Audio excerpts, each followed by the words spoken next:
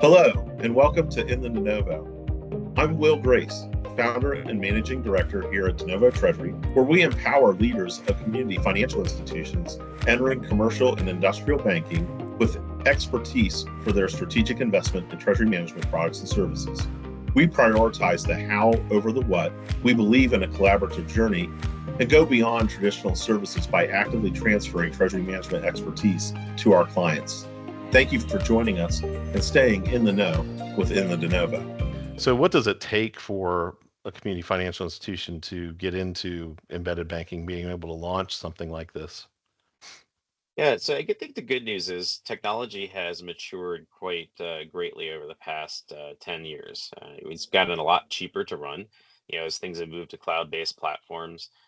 You now have, I think, in many cases, a lot of folks that are working with core technology providers like the FISs and Fiservs. You have a lot of people outside of that group working with them to start driving access and creating API platforms. So I think the cost of ownership of these capabilities is a lot lower. But I think we have to start from the basics. One is a financial institution. You have to understand what it is you're trying to accomplish for your customer. We like to say at Alloy Labs, the jobs to be done, right? So what are the jobs to Yeah. be done? We don't think about that generally. We think about it as, oh, I need to do ACH or I need to do instant payments or that's part of my strategy. But the part of the strategy you should is how can I be involved in the customer's invoicing process? Like if I'm a huge middle market bank, why am I not part of their invoicing process? How do I how do I let customers pay my customer? How do I let their customers pay them? So thinking about it in the modalities of not the payment capabilities, but in the types of features that really customers need, types of actions they need to take. And I think that starts to open up the aperture a little bit more to say, my payment strategy shouldn't be about ACH or implementation of same day ACH or implementation of FedNow or RTP. It should be about how do I accomplish this end goal for their customer and how are they doing it today and how can we be part of that? So I think it's starting with that strategy, which then leads to a payment strategy, which then leads to an entire corporate strategy about how you're servicing your customers. But it's thinking about it from your customer back and your customer's Sure. customer and how they're supposed to interact. Because I think that's generally where the financial institution has to admit they want to play. And once they do that, it's not that hard to then find the technology providers that can come in and help you to build that. Yeah, that's and are you finding that that's a conversation that community banks are ready to have, and that they're willing to have at this point? Some of the more forward-thinking CEOs that I talk to on a regular basis are.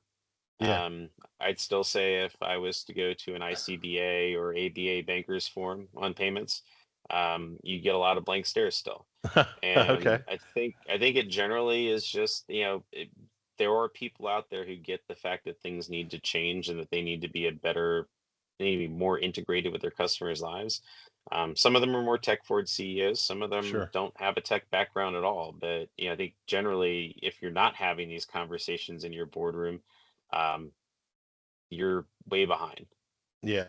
So this is an evolving conversation in the industry and one that hopefully community banks will start to have more and more. And otherwise, they're going to be left behind, as you're saying. So what type of embedded banking solutions are available in the market for a community financial institution today, and maybe some of the providers and so on that maybe they should be looking at? Yeah, so as you think about the tech stack and kind of work backward from it, I think the first piece that I look at is you need to have a way for your customers' applications to engage with you. So a lot of people look at that and sort of equate it to having an API gateway. So that API gateway can either be payments connected or not. I mean, you've got organizations like Finzly out there who have developed some API capabilities that are allowing people to do things. Nova payments, you've got Neural. There's a lot of folks out there who are working toward trying to partner with financial institutions to create these gateways.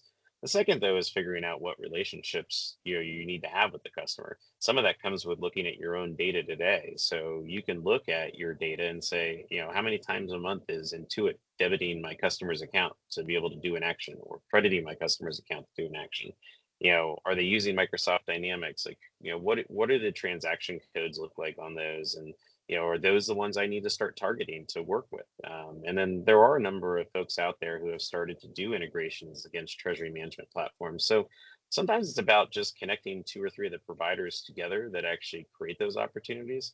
And certainly something that I've been working with my banks on is how can we actually create those things and help to drive them more at scale.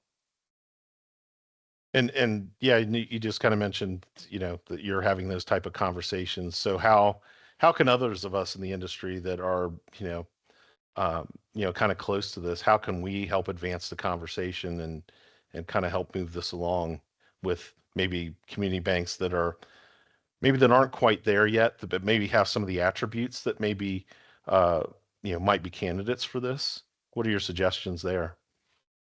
Yeah, so I think generally, a lot of financial institutions are still in the early stages of talking about their digital modernization. And, if they're talking about digital modernization in the aspect of, oh, I just need to have a better website, that's not going to cut it, That's not right? going to do it. Yeah. That's not going to do it. And I think there still are a number of folks out there having that conversation. So I think it's about upgrading that conversation to say, well, that time's passed you by. And while having a slick website might work for some of your customers, like what is your customer segment? Who is your target market? Who do you want to engage more closely? And taking a really good look at like, hey, if 90% of my deposits are middle market deposits, or 99% of my customers are middle markets and I'm on the loan side there, then it's like, how do I extend that relationship and engage them in a more deeper and meaningful conversation about how I can service them better? And it's not just about writing another loan, because if all the deposits start to leave the bank, you don't have any money to lend. So I think we have to start with the basics of what's the strategy look like in these financial institutions? Do you have a door that we can open to have a deeper conversation about what a digital transformation really means within your organization? Are you looking for more modern tech, more modern features? Do you already have an API strategy? Have you thought about opening it up to others? So I think it's really about engaging people where they are in their conversation already and trying to figure out, is there an opening there to be able to engage them in that much more meaningful conversation about what they should be doing.